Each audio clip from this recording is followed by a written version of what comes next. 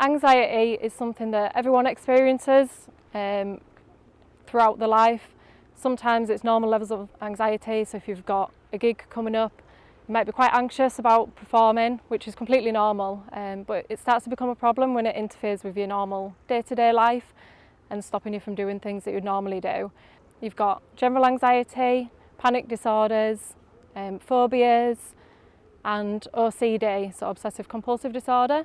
But for the purpose of this, I'm just going to focus on generalised anxiety, and that's where you can worry about lots of different things.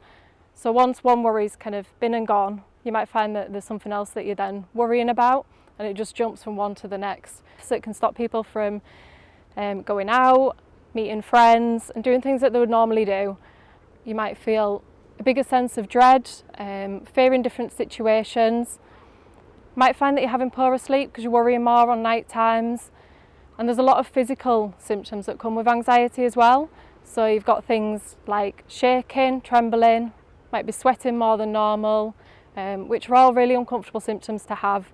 When you should get help for this is if it is starting to have an impact on your day-to-day life. And we'd always recommend going to see your doctor just to make sure that there's nothing else going on, and also to get the help and support that you need. But if you don't feel able to do that, there is a couple of things that you can do for yourself. So cutting down on caffeine is one big one. Another thing that you can do is if you are using drugs or having alcohol, try and reduce that slowly as well. It's also really good to try and do exercise.